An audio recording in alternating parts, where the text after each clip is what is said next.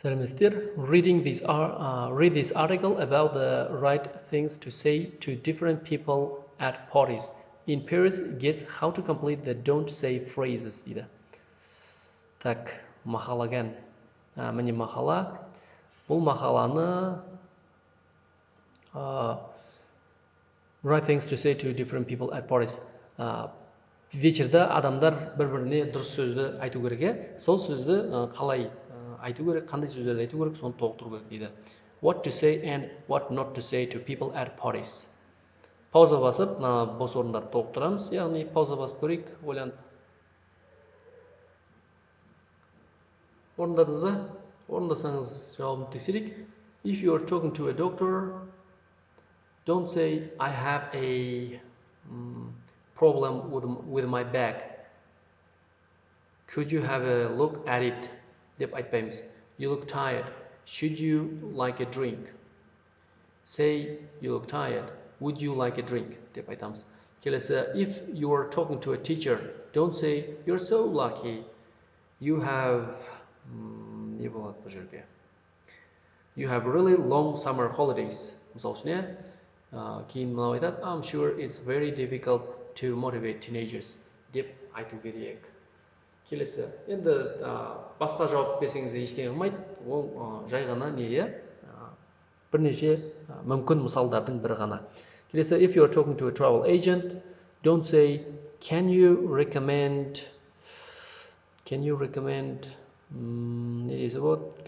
a cheap holiday? Мысалы, travel agent, өйтіп айтпаймыз, сіз не дейсіз?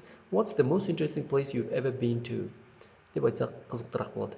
Енді біз қазақша тіке айтамыз, арзандауын, жақсы бірақ жерін айт деп, сөйтіп айта береміз, біз өзіміз білеміз. Жалпы енді мына жерде ағылшын тілін сөйлесу үшін мысал келтіріп жатырмық. Келесі, if you are talking to a hairdresser, don't say what do you think of my color, мысалы, my hair color мысалы үшін десек болады. Өйтіп айтпа дейді. Is it too blonde or is it too brunette? Десек болады мысал үшін, өйтіп айтпа дейді. Келесі, if you are talking to a psychiatrist, біз psychiatristке мүлдем сөйлеспейміз. Сонда да, if you are talking to a psychiatrist, don't say, are you analyzing me? Өйтіп айтпа дейді. Do you work with children or adults? Деп айта аламыз дейді. Жақсы, сөздікке көшейік, одан да сәл қызық еместеу жаттығу екен. Сөздіктер. Так, біз бұны орындадық. Орындап болған үшін pronunciationге арғарап өтейік. Dangerous, decide, difficult, forget, important, interesting, possible, pretend, promise, remember. Жақсы, choose 5 questions and ask a partner. 5 сұрақты таңдап, таныс адамыңыздан сұраңыз. Мүмкіншілік болса, пауза басып орындайық. Жақсы, орындасаңыз, енді біз сөйлесейік екеуміз, пауза басып, екеуміз сөйлесейік. Пауза басып дегенде мен сұрақ қоямын, сұрақтан кейін сіз пауза басып жауап бересіз, кейін плейді басасыз, ары қарап сұрақтар кете береді, сөйтіп сөйлесеміз, Бастаймыз. Do you find it difficult to remember people's names? Answer in English, please. Do you think it's important to learn to cook? Have you ever forgotten to turn off your mobile phone in a cinema or a concert? Is there any part of your town where it's dangerous to go at night? Do you always remember to phone your friends on their birthdays? Have you ever pretended to be ill? Have you decided to go anywhere next summer? Жақсы, енді келесі unit 5b, what makes you feel good? Дейді. Мәтін екен біріншісі. Exercise 1a, read the article once. How many people mention the weather, holidays, and traveling, housework, nature, other people? Қанша адам ауа райы туралы айтты, қанша адам демалыс және саяхат туралы айтты, қанша адам үйді жинау туралы айтты, қанша адам табиғат туралы айтты, қанша адам басқа адамдар туралы айтты, соны жауап беріңіз сұраққа. Пауза басып текстті оқып шығайық. Пауза басып түгел оқиық текстті. Жақсы, оқып болсаңыз енді мына сұрақтарға жауап беріңіз пауза басып. орындадыңыз ба? Келесі тапсырма. Read the article again and take the 3 things you agree with most. Және де бір текстті оқимыз, және одан кейін сіз келісетін 3 нәрсені белгілейміз, және then put a cross next to any you don't agree with. Және сіз келіспейтіндердің барлығын белгілеп шығамыз, иә? Ал пауза басып оқып, келісетін, келіспейтіндерді анықтап шығайық. Пауза басып түгел оқиық. Жақсы. Енді мен A-дің жауабын айтып жіберейін, иә? How many people mention the weather? 3 people. Paragraph 1, paragraph 4, paragraph 6. Қалсаңыз видеоны арқылы жылжытып тексерсеңіз болады. Келесі, how many people mention holidays and traveling? 3. Paragraph 3, paragraph 4, paragraph 5. How many people mention housework? 1. Paragraph 10. Nature? 1. Paragraph 5. Other people? 2. Paragraph 2 and 7. Жақсы, осымен сабақты аяқтамай грамматиканы орындап жіберейік. Grammar. Verb ing. Being with the people I like makes me feel good. I love sitting at cafes. I can enjoy reading without using a dictionary. Yeah? Match sentences AC with rules 1, 3. Use the ing form after some verbs. Use the ing form when we use a verb as a noun. Example, as the subject of a sentence. Сияқты қылып, мына сөйлемдерді, мына сөйлемдермен сәйкестендіреміз. Мынау ережесі, мынау сөйлем. Сөйлемге қарап, ережені сәйкестендіреміз. Пауза басып орындайық, ойлан. Жақсы, орындасақ, енді тексерейік. Бірге after some verbs етістіктен кейін қолдан дейді. Love sitting, be болу керек. Be. Келесі екіге when we use a verb as a noun, A болады. Үшке when we use a verb after preposition, C. Without. Предлог, наусыз, без деп тұр. Предлогтан кейін қолданып тұрық. Яғни C. Көрдіңіз ба?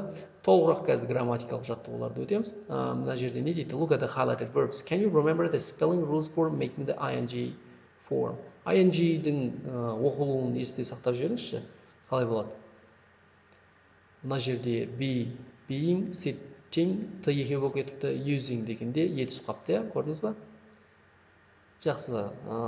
Енді sit бұл соңғы даусыз дыбыс, даусыз, сондықтан соңғысы т, даусыз екі еселеніп кетеді. Getting, swimming дегенде де солай. Одан кейін leave дегенде, use дегенде соңғы е оқылмайды ғой, сол үшін түсіп қалады ол, using болады.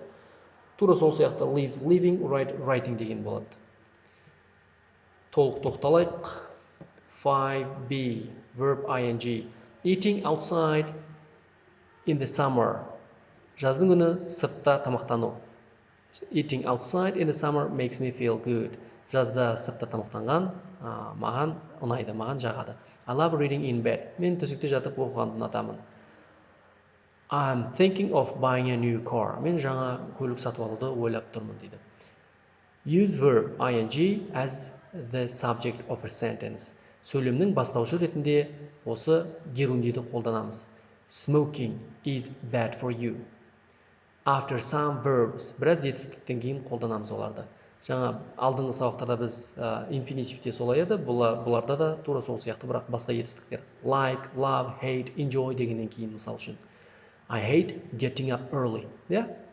Сол секілді. Бірден тоқталып өтетін болсам, verbs ing дейді.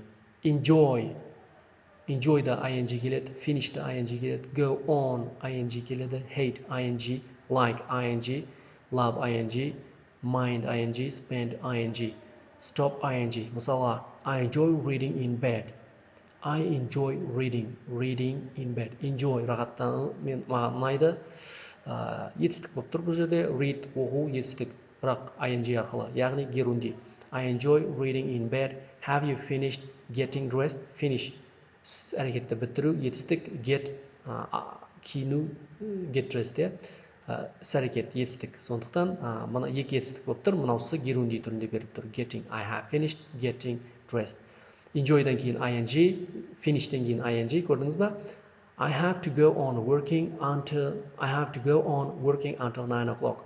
I hate getting up early. I like having lunch in the garden. I love waking up on a sunny morning. I don't mind cooking. It's okay. She spends hours talking on the phone. I started reading this book last week. Please stop talking. Көрдіңіз ба? Start деген екі мағынада қолданылады. Алдыңғы сабақта өткенмін, айырмашылығы жоқ. It started raining, it started to rain десек те болады. Жақсы. Арғарап. Use ing, verb ing, яғни use gerund, use gerund after some verbs like love, hate, enjoy тағы басқа. Жаңа айттым, оларды жаттап жүріңіз бірнеше күн қайталап. Енді I hate getting up early мысал үшін. Енді use gerund after prepositions, предлогтардан кейін де қолдансаңыз болады. Мысалға he left without saying goodbye. Without-тан кейін saying дегенді қолданып тұр. He left saying деген gerunди, without деген предлогтан соң қолданылып тұр. Так, енді жаттығуларды орындап жүрейік. Complete the sentences with a verb in the ing form.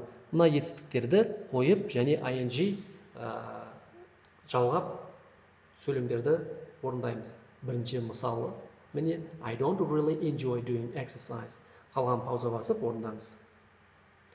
Енді мен жауабын айтам, тексереміз. 1. Remembering, 2. Teaching, 3. Learning, 4. Talking, 5. Being, 6. Going, 7. Studying. Келесі B. Put the verbs in the ing form or infinitive. Енді мына сөздерді infinitivте немесе gerundide қоямыз. Яғни етістіктерге ing жалғап жазамыз.